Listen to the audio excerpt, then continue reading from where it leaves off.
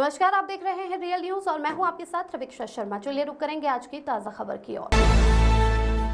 बरीराई ग्राम के महेंद्र सैनी प्रधान प्रतिनिधि क्षेत्रवासियों की समस्याओं को लेकर कहा कि हम चाहते हैं कि प्रधानमंत्री आवास उन लोगों को मिलना चाहिए जो गरीब है। हमारे गांव में कूड़े को लेकर बहुत बड़ी परेशानी बनी हुई है। कूड़ा डालने के लिए कहीं भी कोई जगह नहीं है, जिसके कारण जगह जगह कूड़ा इकट्ठा हो जाता है। बरसात में पानी को लेकर के भी बड़ी भारी समस्या बनी रहती है। साथ ही उन्होंने कहा कि बांग्लादेश से आए बंगाली समुदाय के लोगों को आज तक मालिकाना हक नहीं मिला है, जिसको लेकर हम बहुत परेशान हैं। हम चाहते हैं कि जो बंगाली समुदाय के लोग लगभग 50 से सालों से यहाँ रह रहे हैं, उनको यहाँ का स्थायी निवासी बनाया जाए। मनोज हालदार की रिपोर्ट। उन्होंने मेरा बहुत सहयोग किया। सुभाष मंडल जी उन्होंने मेरा बहुत सहयोग किया। आज सुरंजन सरकार जी उस टंकी का संचालन भी कर रहे हैं। मैं उनको तहे दिल से धन्यवाद देना चाहता हूँ। मगर पिपलिया नंबर 2 में कुछ कारणों से हमें सरकारी भूमि मिलाई भूमि को हमें छोड़ना पड़ा, जिसके कारण 7 गांव लगभग पानी से छूटे जा रहे थे। जिसके तहत हमारे प्रिय मित्र धर्म सिंह, केवलगंज निवासी जो हैं धर्म सिंह पुत्र तारा सिंह, उन्होंने अपनी स्वेच्छा से एक कनाल भूमि टंकी हेतु दान में दी। दान में देने के बाद में फिर मेरा ही फर्ज बनना था, मैंने उनको ऑपरेटर पद पर नियुक्त कराया। इसके अतिरिक्त जहां हमने ग्राम सभा में जगह सफाई का कार्य करा, नाली सफाई का कार्य कराया। मगर मेरा आपके माध्यम से माननीय एसडीएम महोदय से, तहसीलदार महोदय से मेरा निवेदन है कि मेरी एक सोच है कि हमारी ग्राम सभा में जो कूड़ा निस्तारण के लिए भूमि नहीं है। कूड़ा निस्तारण के लिए जो भूमि न उपलब्ध ना होने के कारण जगह जगह कूड़े के डंप लग जाते हैं, तो गाँव वासियों की भी शिकायत रहती है। कई प्रधान जी हमारे जो घर का कूड़ा है दूसरी ग्राम सभाओं में जहाँ जगह है वहाँ की गाड़ियाँ संचालित हो रही हैं, तो हमारे यहाँ गाड़ी क्यों नहीं लग सकती। पर मैंने उसका तोड़ ढूंढने के लिए माननीय एसडीएम महोदय से बातचीत की है। उन्होंने कहा है प्रधान जी हम इसमें जल्दी कोई ना कोई रास्ता निकालेंगे, क्योंकि हमारी ग्राम सभा बरीराई में लगभग 156 एकड़ नवीन पड़ती भूमि बंजर भूमि है। तो मैंने कहा जहाँ पे बिना विवाद रहित कहीं भूमि रोड किनारे अगर आपकी, क्योंकि पटवारी और ये राजस्व विभाग इसको आकलन कर सकता है, हम तो बता सकते हैं कि साहब 156 एकड़ बंजर भूमि है बरीराई में, मगर उसके सापेक्ष हम और कुछ नहीं कर सकते, क्योंकि भूमि निकालना या कुछ करना ये तो राजस्व विभाग का काम है। आगे भविष्य में मेरा ये सोच है कि जो हमारे ग्राम सभा में गरीब हैं, अति पिछड़े हैं, जो वर्ग हैं, उनको मकान मिल जाए। इसके अतिरिक्त आपने देखा होगा लगभग जब से ये प्रधानमंत्री आवास योजना का जो सर्वे ऐप के माध्यम से सर्वे हुआ, मैंने पुरजोर कोशिश की। जो हमारी ग्राम सभा में वहाँ लगभग 80-90% गरीब लोग रहते हैं। सुंदरपुर हो गया, मकरमपुर हो गया, पिपलिया हो गया, केवलगंज हो गया, तिलपुरी हो गया, जो बेचारे 1971 के बाद जो विस्थापित हुए, जिनको अलॉटमेंट नहीं हुआ, वो गरीब आदमी थे जिन्हें 50,000 रुपये में स्टाम्प पर भूमि ली। बांग्लादेश से उस समय आए और आज उनके पास बिजली का बिल है, 50-60 साल से रह रहे हैं, वो यहाँ के स्थायी निवासी हैं, सब कुछ है। होने के बाद में स्थायी निवासी होने के बावजूद भी उनको रजिस्ट्री न होने के कारण सरकार के द्वारा आवास से वंचित रहना पड़ रहा है। मैं बड़े दुख के साथ कह रहा हूँ, हमारे माननीय प्रधानमंत्री मोदी जी का ये विजन है कि हर गरीब को घर देना, किंतु आज बड़े दुख का विषय है कि मैंने एसडीएम महोदय, माननीय सीडीओ साहब से सभी जगह मैंने, आपने देखा होगा मीडिया के माध्यम से भी मैंने धरना प्रदर्शन भी किया और मैं डीएम महोदय को भी ज्ञापन दिया, माननीय मुख्यमंत्री जी को भी ज्ञापन दिया इस सिलसिले में। तो उसके उपरांत भी अभी इसमें कोई कार्रवाई नहीं हुई है। तो मेरा उत्तराखंड सरकार से भी ये निवेदन है, माननीय पुष्कर सिंह धामी जी से भी निवेदन है कि आप इस गंभीर विषय को, जो आम जनता से, वो गरीब से जुड़ा हुआ मुद्दा है, अगर हम गरीब को छत उपलब्ध नहीं करा पाएंगे तो हमारा तो प्रधानमंत्री आवास देने का कोई औचित्य नहीं है। और एक चीज़ और है कि ये जो प्रधानमंत्री आवास है, मेरी कुछ सुनने में आया है कि जो शक्ति फार्म में है चौहद्दी पे मकान देने की सूचना मिल रही है मेरे को। मैं प्रशासन से बात करूँगा, अगर ऐसा कुछ है तो गदरपुर के साथ सौतेला व्यवहार ना हो। पूरे जिले में, पूरे प्रदेश में, पूरे देश में एक ही नीति अपनाई जानी चाहिए। और मेरा कहने का मकसद ये है कि भाई पूर्व में चौहद्दी बनाकर आपने मकान दिए, पूर्व में चौहद्दी तहसीलदार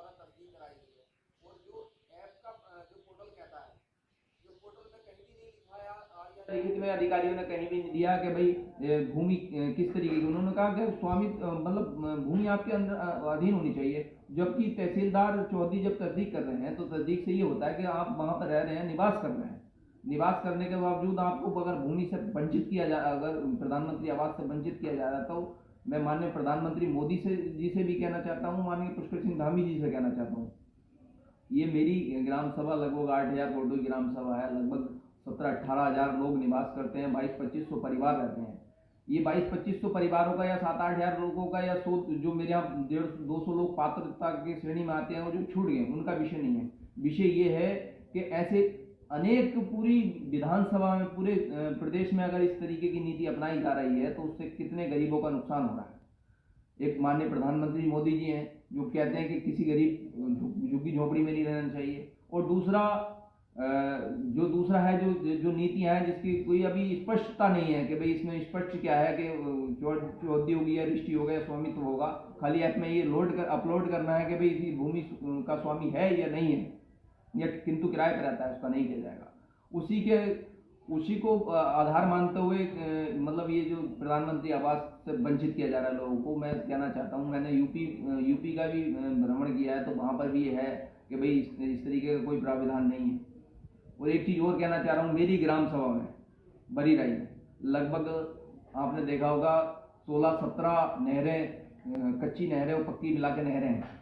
उनकी ना तो सिंचाई विभाग सफाई कर रहा है। पिछली दिनों मैंने डीएम साहब को ज्ञापन दिया तो एक बड़ी नहर की सफाई बामुश्किल हुई थी, जबकि मनरेगा द्वारा जैसे हमारी ग्राम सभाओं द्वारा जो काम होता था, हर 6 महीने में इनकी सफाई हो जाती थी, जिससे किसानों को गेहूं में, धान इत्यादि में सिंचाई करने हेतु आसानी रहती थी। आज आप नहरों की हालत देखें। मेरी माननीय मुख्यमंत्री जी से निवेदन है कि ये जो मनरेगा योजना आपने बंद की है उसको पुनः सुचारू रूप से शुरू किया जाए। उसको योजना को पुनः सुचारू रूप से उसको एक भ्रष्टाचार के चश्मे से ना देखते हुए किसानों से और आम जन से मुद्दे को जुड़ा हुआ देखा जाए। इसकी तत्काल प्रभाव से विभाग को कार्रवाई करनी चाहिए। देखिए, जो 5 साल का जो मेरा कार्यकाल निकला है एज ए ग्राम प्रधान प्रतिनिधि, मैं महेंद्र सिंह सैनी, मेरी वाइफ माननीय प्रेमवती सैनी जी ग्राम प्रधान है। ये 5 साल का कार्यकाल जो हमारा बहुत मतलब मिला जुला कार्यकाल रहा है। इसमें बहुत सारी उपलब्धियां रही हैं। 2 साल कोरोना काल के भी रहे जिसमें खुली बैठक तक भी नहीं हो पाई, मगर इसके बावजूद भी हमने प्रयत्नरत रहे। मैं प्रयत्नरत रहने के बावजूद हमने जो विधायक निधि द्वारा माननीय ठुकराल जी थे या वर्तमान में माननीय शिव अरोड़ा जी हैं, उनसे मिलकर और जो ग्राम पंचायत की निधि आती है उसके द्वारा सबसे बड़ी जो विडंबना थी मेरे ग्राम प्रधान बनने के बाद में, जो हमारे गरीब लोग हैं, असहाय लोग हैं, उनके पास कार्ड तो थे मगर उनके पास जो कार्ड थे वो APL वाले थे, जो कि जिसमें 2 या 5 किलो राशन मिलता था, वो भी 10 या 5 रुपए की राशि के हिसाब से राशन मिलता था। किंतु जब मुझे ये लगा, जब मैं ग्राम सभा का मैंने भ्रमण किया, जब मैं पूरी ग्राम सभा में पहली बार जीता तो लोगों के मैंने आशाएं देखी, मुझसे लोगों ने मेरे से आशा की निगाह से मेरी तरफ देख रहे थे। मैंने पुरजोर कोशिश की। माननीय अरविंद पांडे जी जो पूर्व कैबिनेट मंत्री थे, उन्होंने मेरा बहुत सहयोग किया और सहयोग के परिणाम स्वरूप मैं 800 राशन कार्ड लाने में सफल रहा। बरीराई ग्राम सभा में, जो कि लगभग आप भी जानते हैं, आप वहाँ के निवासी हैं, आप वहाँ के निवासी हैं, आप भी जानते हैं कि लगभग जो जनता के पास गरीब कार्ड थे उनके मैंने अधिकतर लोगों के 2-4 लोगों को छोड़ के जो गरीब आदमी थे उनके सभी को सादा कार्ड देने का काम किया। दूसरा, एक हमारे मकरंदपुर में जो ग्रामवासियों की पुरानी मांग थी, पानी की निकासी नहीं थी कहीं भी। 2-3 जगह ऐसी थी, काली मंदिर से लेके और सरकारी नाले तक हमने लगभग 600-700 मीटर का नाला, वो जो पूरे गांव की गंदगी को सफा करता है, जो गंदा पानी है उसकी सफाई करता है, हमने उस नाले को बनाने का निर्माण का काम किया। दूसरा, कुछ लोगों को मेरे आने से पहले लोग 2500 600 इस तरीके से पेंशन लगाने के, विधवा वृद्धावस्था पेंशन लगाने के पैसे लिया करते थे। उसमें हमने पेंशन लगाने के एवज में जो धनराशि ली जाती थी, मैंने उसको समाप्त कर दिया। मैंने कहा आपसे कोई भ्रष्टाचार के नाम पर कोई 1 रुपया नहीं लिया जाएगा, आपसे कोई भ्रष्टाचार के नाम पे 1 रुपया नहीं लिया जाएगा। भाई ये महेंद्र सिंह सैनी का वादा है। और आप ग्राम सभा में पता कर लीजिए, हमने 250 आप प्रधानमंत्री आवास दिए। हमने एक भी व्यक्ति से हमने मना कर दिया, अगर कोई भ्रष्टाचार में लिप्त पाया गया तो उसके खिलाफ मैं पहली कार्रवाई मैं करवाऊंगा। जनमन के हमने भुक्सा जनजाति को आवास दिलाने का काम किया। उसके अतिरिक्त जो ग्राम सभा में जो कभी ना बनने वाली सड़कें थी, वो हमने उनका निर्माण करवाया। नालियों का निर्माण कराया, अनेक नालियों का निर्माण कराया। उसके बाद में जो हमारे माननीय प्रधानमंत्री मोदी जी की कुछ योजनाएं हैं, हमने उन योजनाओं को भी सरकार के साथ रह के आम जन से जुड़ के, जैसे प्रधानमंत्री आवास योजना हो गई या जनधन योजना हो गई, लोगों के बैंकों में खाते खुलवाए हमने। उसके बाद में हमारे यहाँ सबसे बड़ी समस्या थी कि भाई जैसे उपचार के लिए गरीब आदमी कहाँ जाए, तो हंस फाउंडेशन से मैंने संपर्क किया। हंस फाउंडेशन संपर्क करने के बाद में पूरी ग्राम सभा में लगभग 3 गाड़ियाँ हफ्ते में या 15 दिन में हर गांव में जाती हैं गाड़ियाँ। और जाने के बाद में हंस फाउंडेशन का तहे दिल से धन्यवाद देना चाहता हूँ। और उन्होंने जो गरीब आदमी है उनका उपचार फ्री में आज उपचार हो रहा है। उसके बाद में मुझे एक कमी और महसूस हुई, हमारी जो आशा कार्यकर्ता है, आंगनबाड़ी कार्यकर्ता है, उनके लिए भवन नहीं थे। मैंने 4 आंगनबाड़ी भवनों के प्रस्ताव दिए थे, जिसमें भूमि उपलब्ध न होने के कारण सुंदरपुर में मैं भवन निर्माण कराने में असमर्थ रहा, क्योंकि वहाँ सरकारी भूमि नहीं थी। पर किंतु पिपलिया नंबर 2 में और केवलगंज में 4 में से 2 आंगनबाड़ी केंद्र बनाने में हंस फाउंडेशन ने मेरी मदद की। बहुत अच्छे हंस फाउंडेशन भवनों का निर्माण हुआ है, जहाँ पे बच्चों के लिए खिलौने हैं और सभी साजो सामान है। इसके अतिरिक्त दूसरा जो है, हमने एक चीज और की, जो गरीब विधवाएं हैं बेचारी, उनको पता ही नहीं था कि हमारे यहाँ जो विधवा लेडीज की जिसकी मृत्यु हो जाती है, उनकी विधवा औरत को 50,000 रुपये उसकी बेटी की शादी में अनुदान मिलता है। या जो हमारे भुक्सा जनजाति वाले व्यक्ति हैं, उनको भी पता नहीं था। तो ऐसी कुछ बहुत सारी योजनाएं थी जिनको पता नहीं था। और आगे भविष्य में मैं अगर प्रभु भोलेनाथ ने मेरा अगर साथ दिया, अगर मैं विजयी होता हूँ, तो मेरा विजन है जो ग्राम सभा में जो सबसे निम्न तबके के आदमी हैं उनके लिए उत्थान का काम करना, उनको रोजगार दिलाना। और सबसे दूसरा, हमने एक महत्वपूर्ण काम सरकार के साथ मिलकर एक काम और हमने किया, ये हर जल नल योजना।